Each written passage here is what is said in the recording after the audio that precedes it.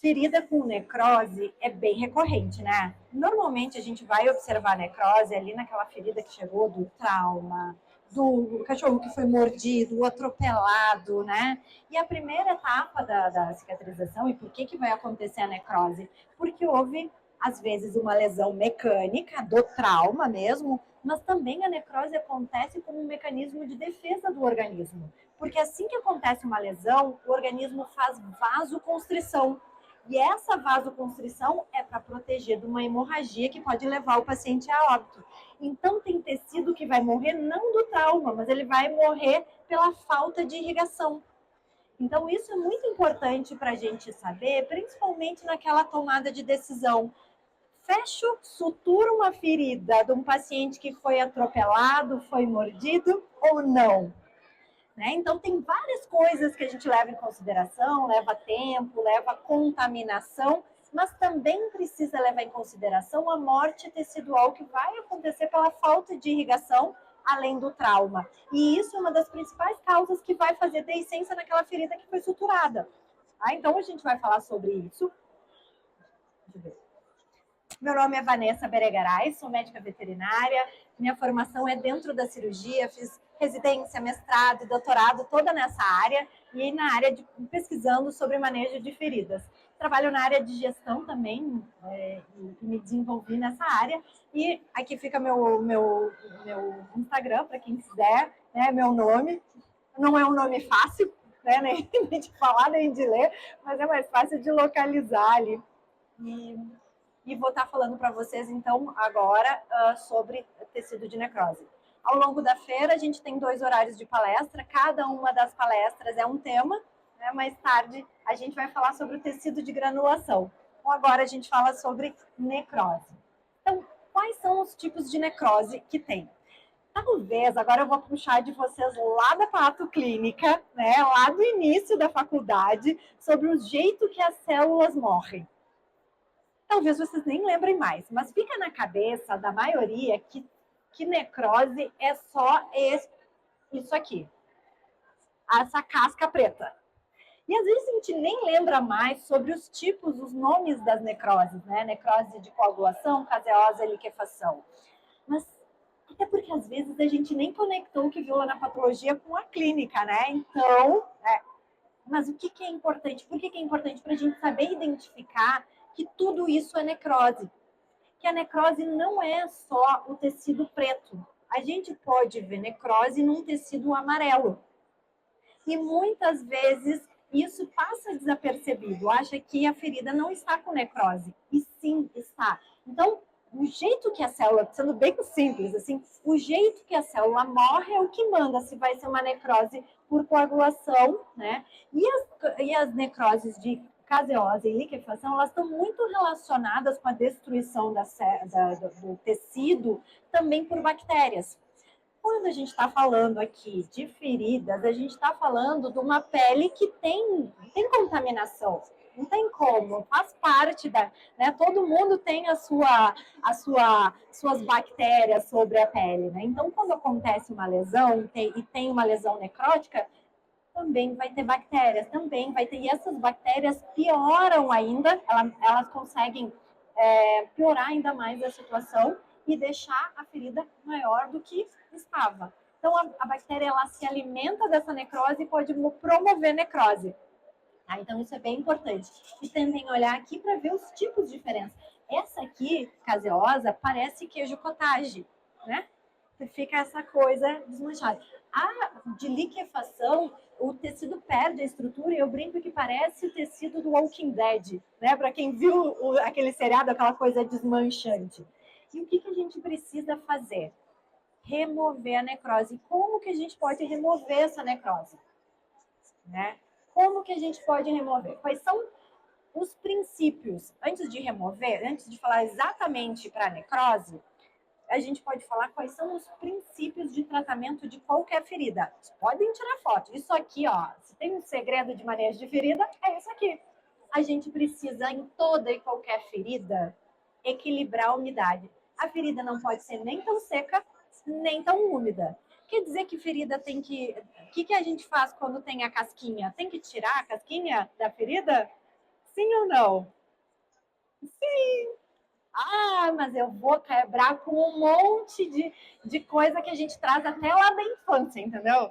Que é aquela coisa, deixa a casquinha ajuda na.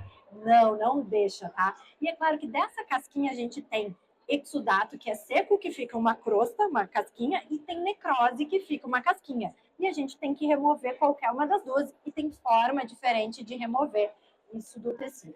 Então, a gente vai equilibrar a umidade. Quando uma ferida fica sem curativo, ela resseca e isso atrapalha. Então, toda ferida se beneficia estando com curativo. A gente vai tratar a contaminação. Ferida contaminada não sai da fase inflamatória.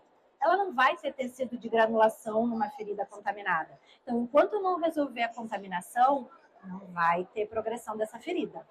E necrose, ela é alimento para a bactéria. Então, a gente precisa eliminar a necrose. E se tem uma coisa que a gente pode fazer para acelerar o processo de cicatrização, é tirar essa necrose. E como que a gente pode fazer isso? Só no centro cirúrgico? Ou tem outras formas de fazer? Isso que eu quero trazer para vocês. E aqui, o que será esse evitar danos adicionais? Como é que a gente evita danos adicionais? Quando tem uma ferida que tem muito exudato, muita secreção, ela começa a lesionar o tecido que está na volta da ferida. Porque a gente, quando a gente olha uma ferida assim, a gente, né, trata e se preocupa com a ferida. E o que a gente faz com o tecido que está na volta? Se a gente não cuidar bem desse tecido que está na volta, essa ferida vai aumentar, essa ferida vai ter mais contaminação. Então, a gente tem que ter esse cuidado com a ferida que está na volta. E aí, a gente deve usar curativos que tenham capacidade de absorver exudato, por exemplo, como a espuma de poliuretano. Quando a gente usa ela, a gente evita que tenha danos nas bordas também. Outra coisa que a gente deve evitar nesses danos adicionais, quando já tem um tecido de granulação, que é aquele vermelho bonito que eu vou falar mais tarde, que toda vez que eu tiro o curativo, a ferida não pode ficar sangrando. Se eu faço um curativo com gase comum, quando eu for tirar, a tendência é que sangre. Quando eu uso um curativo macio e não aderente como a espuma, isso não vai acontecer. Isso é evitar danos adicionais. Tá? E a lavagem da ferida? A lavagem da ferida é algo que a gente vai fazer ao longo de todo o tratamento, porque é quando a gente diminui a carga bacteriana da ferida. Só que tem um jeito certo para a gente lavar a ferida que melhora essa eficiência. E não é com um frasco de 40, uma agulha 40-12 no frasco e apertando. Não, quem nunca? Qual é a internação que não tem ali um frasquinho? Só que isso, na verdade, a gente dá uma molhada nas bactérias, mas a gente não arrasta as bactérias para fora da ferida. Então, lavar de uma forma eficiente em todas as etapas. E como é que a gente lava? Deixa eu ver se ele passa o vídeo direto. Olhem aqui no vídeo e eu vou demonstrar depois para vocês. A lavagem da ferida ideal, e é algo para vocês implementarem hoje na rotina de vocês, porque todo mundo tem acesso a esse material, não é? É uma seringa de 20 ml com solução aquecida e a gente usa através da agulha para lavar com pressão. E a gente usa um material estéreo, sempre com luva, para fazer a limpeza do bordo da ferida.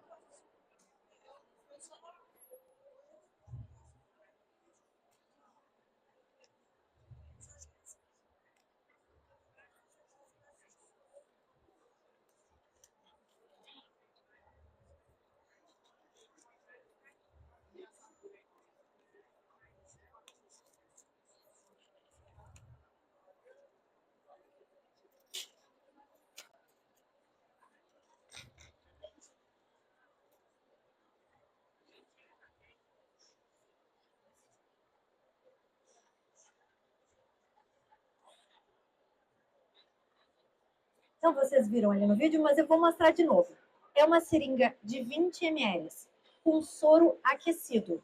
Por que soro aquecido? Vou dar duas razões para vocês. Primeira, o processo de cicatrização é térmico. Toda vez que eu lavo uma ferida com soro na temperatura ambiente, resfria o tecido e leva em torno de 3 horas para chegar na temperatura ideal para acontecer a cicatrização. Quer dizer que a ferida para de cicatrizar por 3 horas? Sim. Se eu uso soro aquecido, não tem essa necessidade, em torno de 30 minutos, volta na temperatura ideal. Tá? Então, aquecer o soro, a gente põe um frasquinho de soro no micro-ondas hoje em dia. Não precisa nem de banho-maria para quem é mais antigo e sabe que tinha os banho-maria. Então, nem precisa isso, a gente coloca, dependendo do tamanho do frasco, alguns segundos. E tem uma outra razão que é indiscutível. É mais confortável para o paciente. O paciente, principalmente aquele paciente que vai, né, ficar com tratamento prolongado, se ele recebe ele se contrai, tem um monte de terminação nervosa que está exposta com a quebra, né, da ferida. Então, quando a gente lava com soro aquecido, melhora isso. E a pressão? Distância e pressão.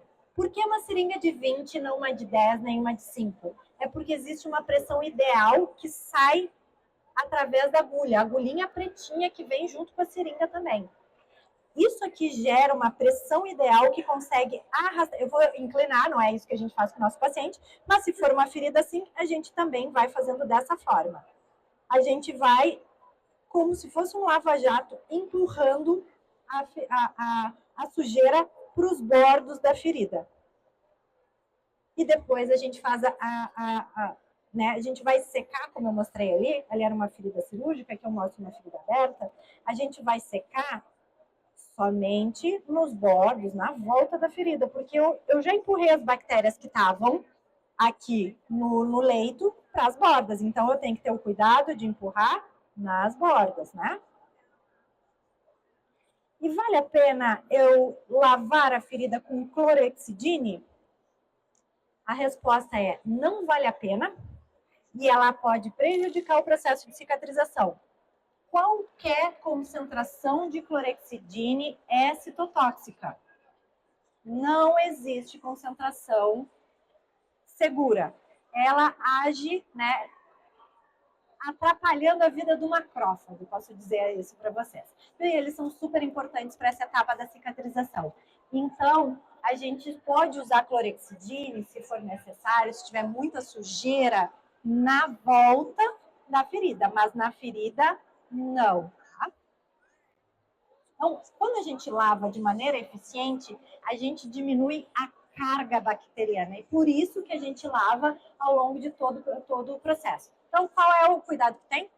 Aquece o soro, coloca numa seringa de 20. Eu posso não usar a seringa inteira, mas eu preciso ter essa pressão ideal que não vai machucar nem o tecido de granulação, que é um tecido mais sensível, e nem outros tecidos ali. E ele vai conseguir ajudar a remover. Tá?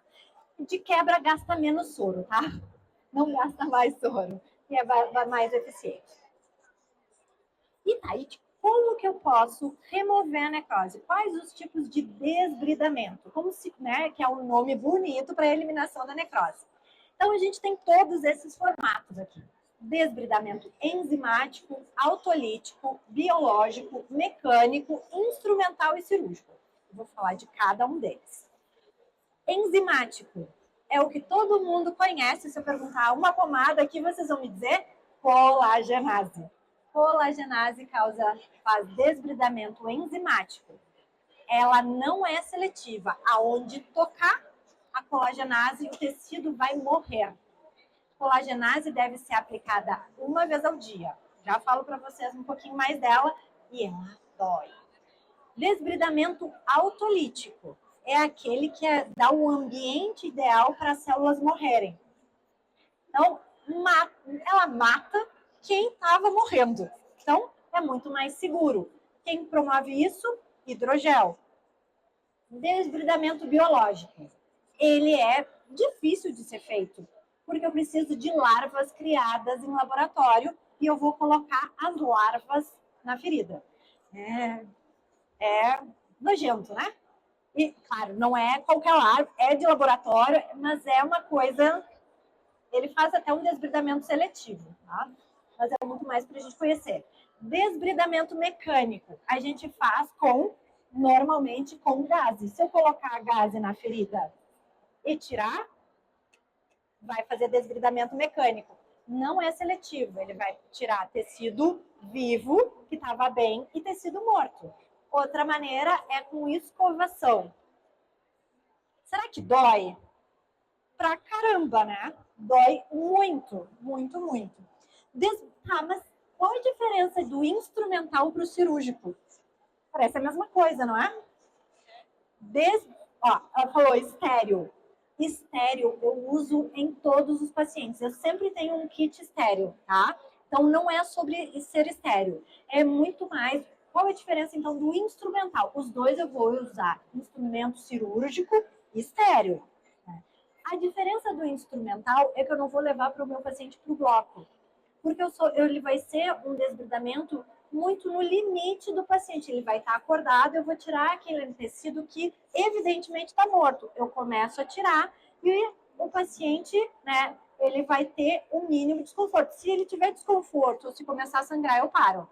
Então quer dizer que o instrumental pode ser que cada dia eu faça um pouquinho, a cada troca de curativo. E isso é frequente quando a gente tem ali nos primeiros dias. Mas às vezes eu tenho um paciente que ele não tem condições para ir para um procedimento cirúrgico que consegue fazer uma remoção mais radical. Ou é num lugar que é muito delicado e eu não sei ainda se eu vou, ao entrar em cirurgia, se eu não vou acabar tirando uma estrutura nervosa, uma estrutura óssea que ainda eu estava na dúvida se ia morrer ou não. Então, muitas vezes a gente pode ficar no instrumental e eu vou focar muito aqui com vocês no instrumental e não necessariamente no cirúrgico. Tem indicação para os dois, tá? Mas muitas vezes as pessoas não conhecem essa possibilidade e esse recurso. Vou falar então de cada uma delas. Desbridamento enzimático, colagenase. Colagenase, ela não é a minha primeira opção, na maioria dos casos. Eu não uso nenhum tratamento antibiótico tópico. E a maioria das colagenases vem com antibiótico. Tá? Eu não uso pelo risco de resistência. Colagenase causa dor, desconforto. Quando ela tem indicação? Tem. Eu uso sim com uma frequência pequena, mas eu uso. Quantas vezes por dia eu vou passar? Uma vez. Eu não posso passar 2 vezes. Não vai ganhar em eficiência, vai ganhar mais dor e desconforto do paciente. Toda vez que eu aplicar a colagenase, eu preciso colocar um curativo. Posso colocar uma esponja, posso colocar uma gaze. Essa ferida não pode ficar aberta, porque ela é enzimática, ela precisa de um ambiente, uma temperatura para que essas enzimas consigam funcionar de maneira adequada, tá? Então, ela reaplica a cada 24 horas. Muito importante, eu vejo bastante erro de execução e erro de prescrição em relação à colagenase. De execução, continuar usando a colagenase quando o tecido já não tem mais necrose. Isso é uma grande falha, que pode acontecer, às vezes, pelo tutor mesmo, que continua fazendo, né? Então, a gente, quando prescreve colagenase, a gente tem que fazer retornos, e normalmente, para o nosso paciente PET, dificilmente a gente vai usar colagenase por mais do que 4 ou 5 dias. Quando a gente olha em humanos, e o tubo é compatível com a necessidade de humanos, porque ele é de humanos, a gente vai ver que é um tubo enorme, porque tem muitas doenças que são de características necrotizantes, né? As úlceras diabéticas, que ela continua a necrose, que são semanas e meses. Nosso paciente não tem isso, graças a Deus. Né? Então, dificilmente eu vou passar de um tempo de tratamento de 3 a 4 dias com ele. Então, se prescreveu, chama o tutor de volta. Se prescreveu e o auxiliar está fazendo, garante que ele vai colocar só onde o tecido está morto. Tá? Então, esses são cuidados importantes com a colagenase. Hidrogel. O hidrogel ele é muito mais seguro em relação a isso. Ele promove desbridamento autolítico. O que é isso? Ele ajuda a morrer quem estava morrendo da célula. Se tocar num tecido íntegro, vai matar esse tecido? Não. Com a colagenase mata. Então, a gente tem que ter esse cuidado com a colagenase, que o hidrogel eu não tenho. Ele leva a umidade para a ferida, que dá o ambiente e o pH ideal.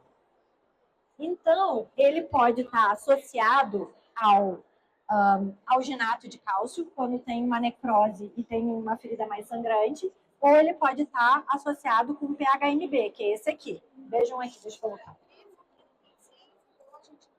Isso aqui é um tipo de necrose, né? Tecido amarelo. Ó. Ele tem essa densidade. Vou passar para vocês. Ele tem essa densidade, ele fica bem denso. eu consigo colocar no lugar e ele vai levar hidratação. Como ele tem PHMB junto, PHMB é uma solução antisséptica segura, ela não é citotóxica, diferente da clorexidine. Então, a gente pode deixar ele, além de dar o ambiente ideal, ele faz um controle das bactérias ali nesse local. Tá? Então, essa é a função do hidrogel. Eu só vou ter, a única contraindicação que eu vou ter desse hidrogel com PHMB é quando tem um tecido nervoso exposto, que às vezes acontece nas lesões de pata. Aí eu não posso passar. É a única contraindicação. Toda vez, eu estou falando aqui em curativos que são primários, ou seja, que vão estar em contato direto com a lesão, direto com a necrose.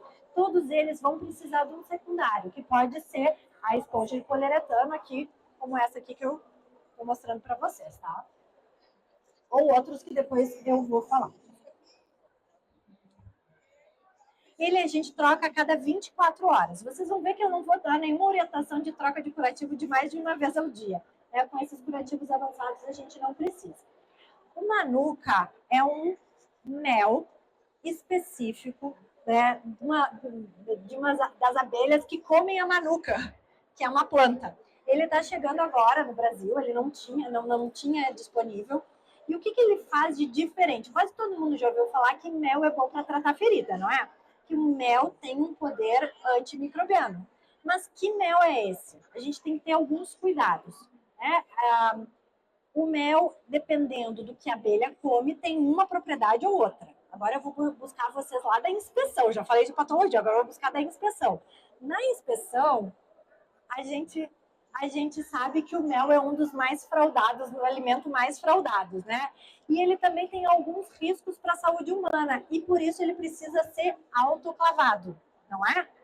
O processo de autoclavagem elimina aquilo que faz com que o mel tenha controle antibacteriano e antifúngico. Então, o mel do supermercado, o de consumo humano, não é próprio para ferida, não é a mesma coisa, porque ele não tem mais essa capacidade.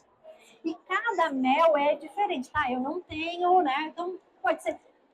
Não tenho certeza. O que a manuka tem? A manuka tem esse mel, ele tem metilglioxal. E ele é mensurado, esse metilglioxal, que faz a garantia do efeito antimicrobiano dele, ele é mensurado antes de ir para o curativo, para esses curativos aqui que eu vou mostrar para vocês. Ele tem aqui, deixa eu botar na ferida, ele tem as 3 aplicações aqui.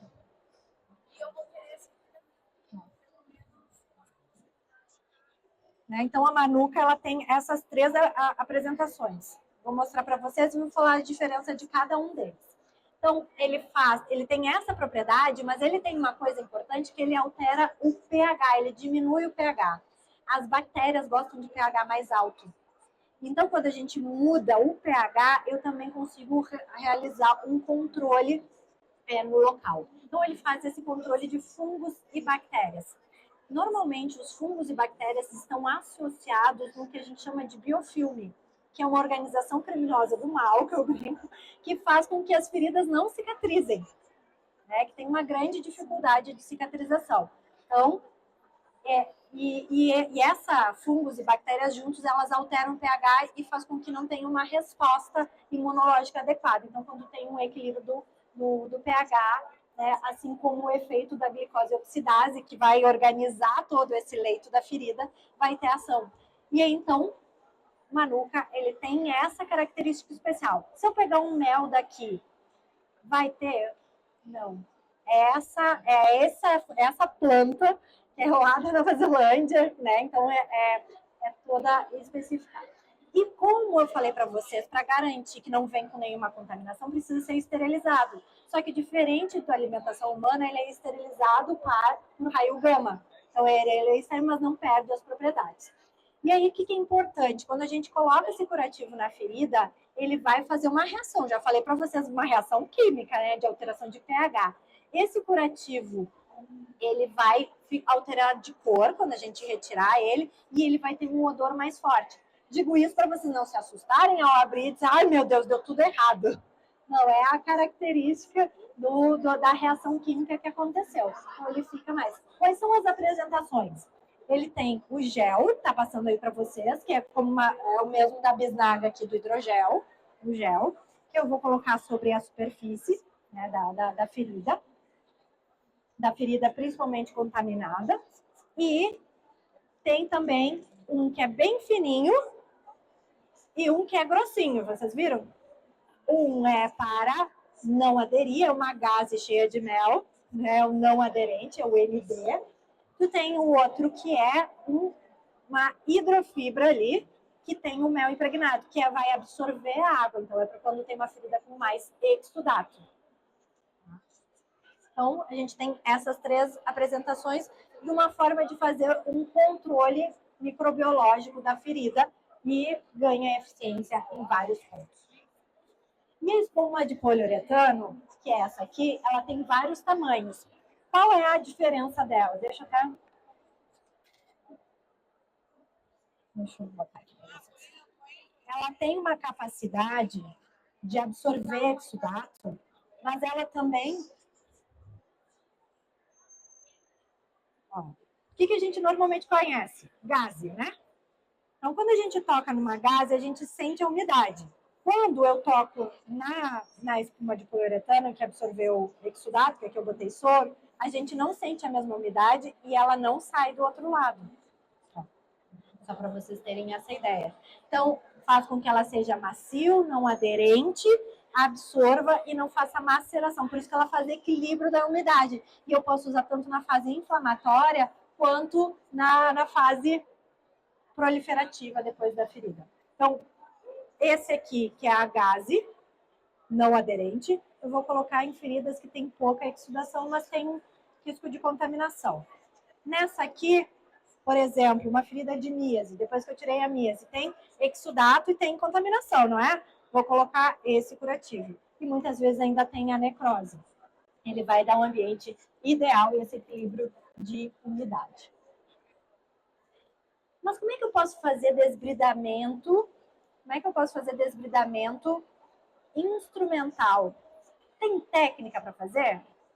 Tem. Vou falar para vocês do cover, do square e do slice. O que são isso? São técnicas para auxiliar no desbridamento. Então, eu combino, eu vou fazer, eu vou abrir o curativo, eu vou fazer a lavagem como eu mostrei para vocês, né? Vou pegar um instrumental. E o que é esse cover? Eu posso usar ou uma lâmina de bisturi, ou uma agulha 4012. E o cover é quando tem aquela placa de necrose e que está bem grudada a necrose na pele íntegra, eu vou pegar e vou passar bem juntinho, né, entre a crosta e a pele. Lógico, não é para eu riscar a pele íntegra, é para eu riscar a necrose. Qual é o objetivo? Separar a necrose da pele íntegra. Porque aí eu paro de detonar minha pele íntegra aqui e o bordo vai se organizando. Então, eu faço essa combinação, tá? Eu vou fazer em toda a borda, né, da ferida, vou fazer isso que chama de cover. Então, abri a ferida, limpei a ferida, fiz isso e vou aplicar ou o hidrogel ou a colagenase. Minha preferência, já falei, é o hidrogel. E a técnica de square? Essa aqui é para esse tipo de necrose, que é aquele cascão duro, preto, que a gente sabe que é uma grande necrose. E que se eu fico passando só a pomada, né, demora para sair. O que eu faço? Eu faço risquinhos, ó. Como tá aqui, ó. Eu vou pegando, pode ser uma 4012 também, e eu vou fazendo risquinhos. Eu risco a casca da ferida. Como se fosse um jogo da velha. O que esse risco faz?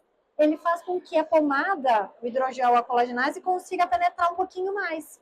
Normalmente, uma placa desse tamanho aqui, eu levei 2 dias para tirar desse paciente. Esse paciente poderia ter ido para a cirurgia?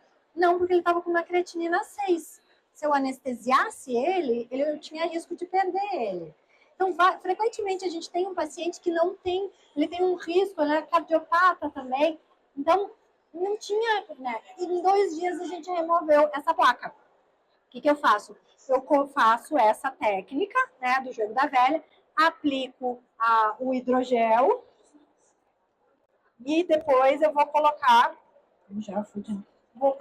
aplico o hidrogel, já não sei onde anda meu hidrogel, vou colocar o curativo em cima. Preciso ter esse ambiente ideal. 24 horas depois, eu abro, limpo a ferida. Se a crosta não está suficientemente solta, eu aplico, eu faço de novo. Eu solte de novo se ainda não soltou. Normalmente, uma vez já solta toda, tá? Quando vocês vão abrir, já vai estar solto. Aplico, né, o hidrogel na ferida e tá, de novo. 2 a 3 dias ele vai sair com muita facilidade. Se é uma ferida muito grande, eu até posso tirar o pedacinho. Então, se é uma ferida muito grande. Se não, eu não tiro esses pedacinhos que eu cortei. E a última técnica é o slice, que é, na verdade, tirar um pedaço da crosta quando é uma crosta bastante profunda. Posso combinar as 3 técnicas? Com certeza! E essas são as técnicas de desbridamento instrumental, que eu vou fazer com o paciente acordado. Lógico que nessa fase ele vai estar com analgesia. Vou usar instrumental cirúrgico estéreo. Vou usar luva, porque eu uso em todos os meus pacientes, né? Para diminuir o risco de contaminação, mas eu não preciso anestesiar ele naquele momento. Tem indicação para alguns casos ser realmente o cirúrgico. E muitas outras que a gente consegue manejar com um instrumental, fazendo essas técnicas e combinando com o hidrogel. Isso aqui é uma grande necrose. Gatos como esse fazem muito essa necrose amarela. E também tem algumas bactérias que fazem coloração. A bactéria promove ou coloração esverdeada ou coloração amarelada. Então, às vezes, a gente tem essa contaminação junto. É impossível ter necrose, é impossível ter necrose e não ter contaminação bacteriana. Sempre terá. Então, a gente precisa ter bastante cuidado. Isso aqui, necroses desse tamanho, levam o paciente ao óbito. Ele pode morrer de sepse, ele pode morrer de insuficiência renal aguda. Feridas grandes levam a uma insuficiência renal aguda, o paciente está perdendo hidratação, a pele faz uma barreira, não é? E quando está quebrada, se perde temperatura, se perde hidratação. A cicatrização é alcançada de forma mais eficaz quando a carga de micro-organismo é reduzida e o ambiente úmido é mantido. Vai precisar de uma umidade para que tenha esse processo. Mas aí, o que vocês têm de dúvida sobre o que apresentei de tratamento de ferida de necrose?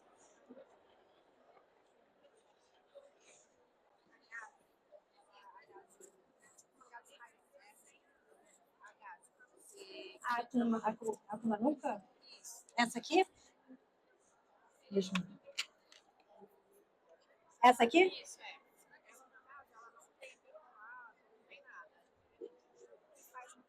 É enfermeira. Enfermeira? É. Ah, olha aí, ó. O que faz no caso ela ficar, né, úmida, né, para não agarrar essa tecnologia da planta, do mel dele? Ela perguntou se isso aqui é uma gaze rayon e se ela está impregnada de petrolato. Por isso que eu perguntei, é a enfermeira, né? Tem alguns curativos que são gaze rayon impregnada, né? Essa aqui, ela é como uma gaze rayon, que é não aderente, e ela é impregnada do mel de manuka, que é esse aqui, ó, que é o gel de mel de manuka. Só que aqui, né, ele já vem impregnada com esse produto. Tá? Então, por isso que ela já vem impregnada, né? Então, aqui eu estou mostrando como é que é o gel, eu posso usar o gel separado ou ela. Eu posso, então, quer dizer, usar o gel e colocar uma gaze em cima do gel? Essa aqui é uma gaze aderente, não aderente, quer dizer, essa aqui é uma gaze aderente, ela é traumática. Se eu tiver uma gaze não aderente, eu posso usar. Mas essas aqui, ó, como ela já vem impregnada, ela é muito melhor distribuída. Tá? Peraí que eu não te ouvi. Eu poderia, então, no caso, dependendo da ferida, entrar com PU, que é o poliuretano. Pode. E olha só, Eu tô com essa gaze aqui, ó. A gente está usando a gaze impregnada de manuka, tá? O que eu vou colocar em cima? Ela é o curativo primário, ela está em contato direto com a ferida. Mas eu posso colocar um curativo de poliuretano e depois uma atadura e depois, né, uma atadura elástica. Depois eu posso colocar outro curativo, uma roupinha para fixar tudo no lugar. Quando eu coloco esse tipo de curativo, eu vou poder fazer trocas a cada 48, 72 horas. Principalmente depois que eu eliminei a necrose, tá? Enquanto tem necrose, eu recomendo fazer trocas a cada 24 horas. Porque tem muita contaminação e eu preciso lavar para remover a contaminação também, tá? Mas depois que eu eliminei a necrose, a gente consegue espaçar muito. E isso, como eu falei para vocês, cada vez que lava, para de cicatrizar, né? Cada vez que abre o curativo. Vocês já pensaram quanto tempo a ferida não está cicatrizando se eu troco o curativo 3 vezes ao dia e lavo com soro na temperatura ambiente? Isso quer dizer o quê? Que o tempo total de tratamento, quando eu uso esse recurso, esse tipo de recurso, é muito menor. Então, eu tenho que, ao ver o custo, por exemplo, de tratamento, eu consigo diluir em menos tempo. Feridas que levam menos tempo para cicatrizar e que são tratadas em ferida aguda ainda, elas são muito mais eficientes na resposta do paciente. Até repilar mais rápido, diminui várias outras complicações.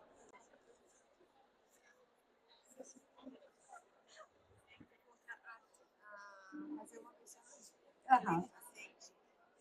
Tá, ela quer. Vai me mostrar um paciente cheio de necrose. Isso, dos dois lados, é que ela não ajuda a outra. Isso é. Peraí que eu não entendi.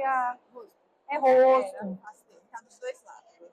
E ele tem erlíquia junto. Tá. Aham, mas, gente, ferida é local, mas o processo é sempre sistêmico. Então, o paciente ter comorbidades é normal, e a ferida levar a outros problemas também não é um normal, né? Normal é a palavra errada, é esperado que aconteça. Eu posso fazer só uma vez no dia? Eu posso, porque vaza muito ainda dele. Tem muito é que estudar. O ideal é que tu coloque um curativo, e se tu usar espuma, pode fazer uma vez ao dia, sim. Aham. Te garanto. Te garanto. E a tua vida vai melhorar que tu nem imagina. E a dele também. E do tutor também, que às vezes tem que fazer mais de uma vez por dia uma organização familiar, porque precisa de mais um para organizar, né? Então, faz toda a diferença. Dá para fazer uma vez ao dia com gaze? Não, não dá. Porque a gaze não tem essa capacidade. Ela vai vazar. Esse curativo, olha o que eu já... Vocês não têm ideia do que eu já coloquei de soro nesse curativo. E olha como é que ele tá.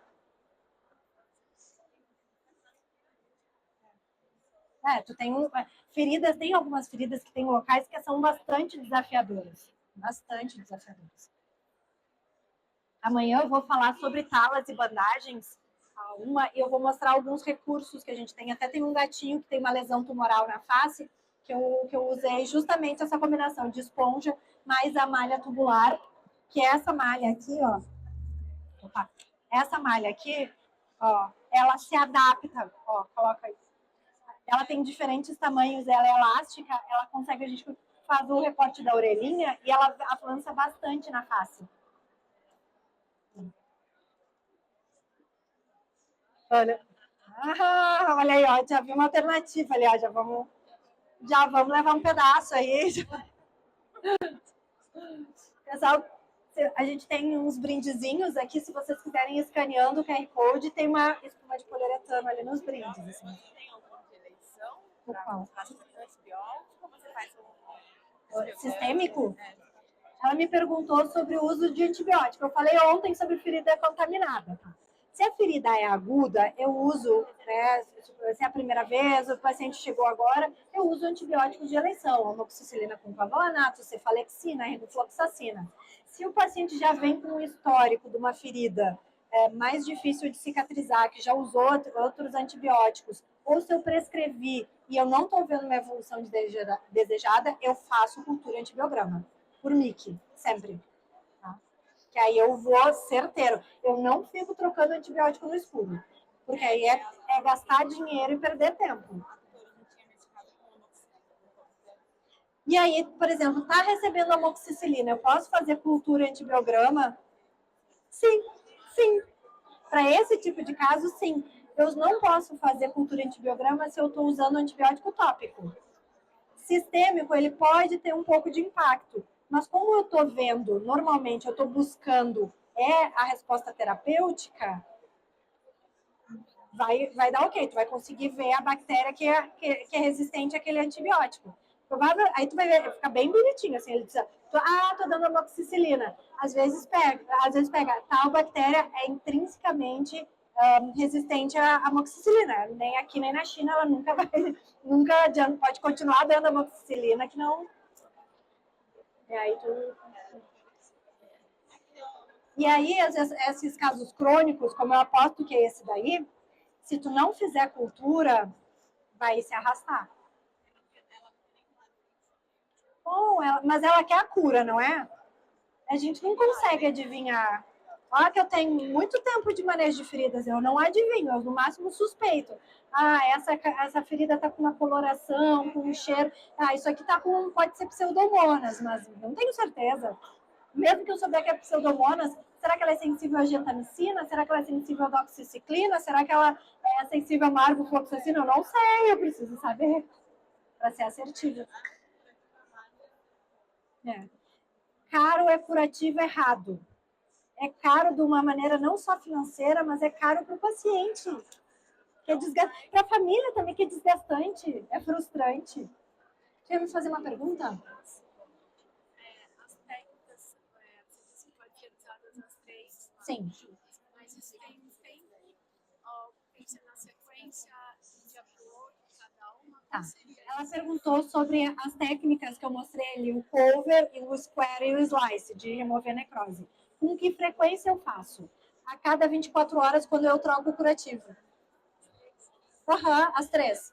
Às vezes não precisa fazer as três, eu faço uma, não faço outra. Eu posso combinar ou não, dependendo do que eu estou vendo ali.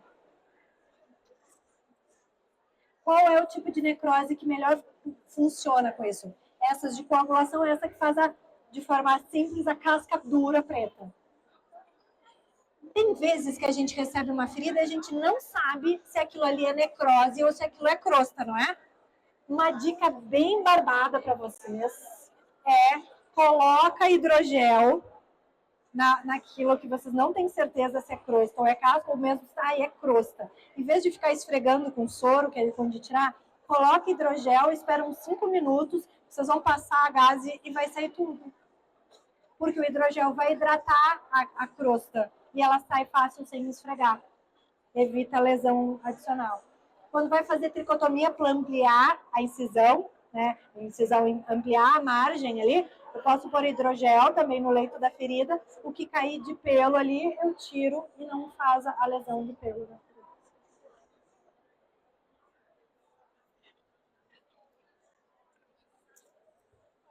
Que bom! Mais alguma dúvida que eu possa ajudar vocês?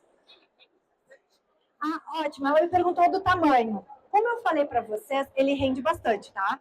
Muito difícil um paciente meu precisar mais de um. Muito difícil, até feridas grandes, tá?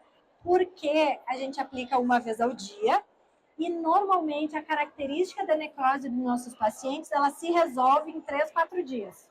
Se ela não está se resolvendo, opa, eu tô com uma bactéria aí que está fazendo essa necrose. Então, está aumentando a ferida. Aí eu tenho que...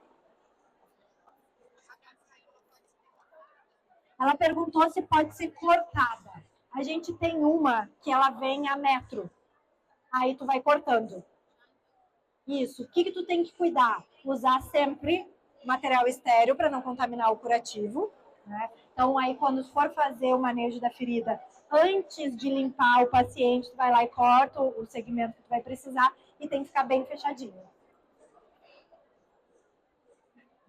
Senão, ele tem tamanhos diferentes ali. Se a gente olhar, ele está em pé em mais de um tamanho.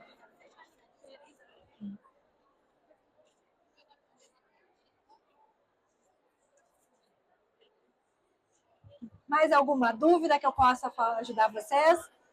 Então já fica o convite também, deixa eu agradecer, e já fica o convite para vocês virem. Muito obrigada.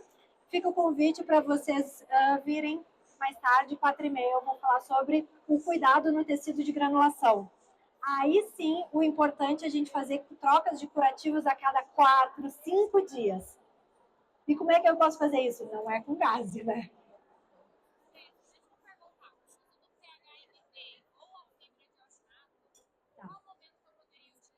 Ela me perguntou sobre o uso do PHMB e da fibra de alginato. O PHMB ele tem duas apresentações. Gel, como eu mostrei para vocês, hidrogel com PHMB, que vai ficar na ferida. E ele tem a apresentação solução, que é quando normalmente eu indico quando eu estou tratando um biofilme. Como é que eu faço? Limpo a ferida, aplico o PHMB numa gaze, ou direto na ferida, e deixo com a gaze em cima. Tem que agir no mínimo 5 minutos, de 5 a 30. Não adianta colocar e tirar, senão ele não vai agir, tu está gastando dinheiro. Tá? Então, quando é que eu indico? Feridas que têm biofilme, feridas que têm uma contaminação mais difícil, bactérias mais difíceis, porque ele também dá uma mexida no pH. Aquela por mordedura, por míase, não acho que vale a pena investir na solução de PHMB. O alginato de cálcio, ele tem na apresentação gel associado com alginato de cálcio ou a hidrofibra.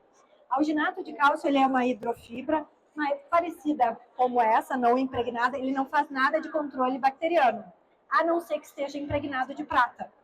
Então, se ele for alginato com prata, ele vai agir nas bactérias. E ele tem a função de absorver o exudato. Né? Ele também é originário de uma alga, né, de uma planta. Na reação da ferida, quando ele vai absorvendo o exudato, ele vai alterando o formato e ele fica fedorento também. Então, tem uma alteração de odor. Tem que ter muito, muito cuidado com o alginato, que tu não precisa ter com a manuka. O alginato ele só pode ficar dentro da ferida. Ele não pode tocar nas bordas, porque ele faz maceração. Ele tem função de absorver exudato. Então, ele só é indicado na fase inflamatória.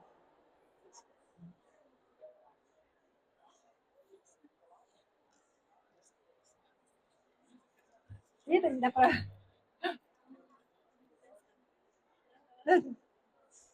Pô, dei uma mexida na cabeça de vocês em 45 minutos. É uma janelinha que se abre quando a gente vai vendo que tem possibilidades. Ninguém tem esse tipo de aula, não se aborda isso na graduação, não cabe, né? E aí, pós-graduação, eu dou aula em pós, né? Eu dou aula em pós na dermato e na cirurgia. Aí a gente consegue fazer isso, mas tem muitas outras especialidades que acabam não vendo isso. E todo mundo atende paciente de ferida e todo mundo deve ter lembrado aqui de um paciente que foi difícil de cicatrizar, não é? Porque talvez seria mais fácil se vocês conhecessem os recursos.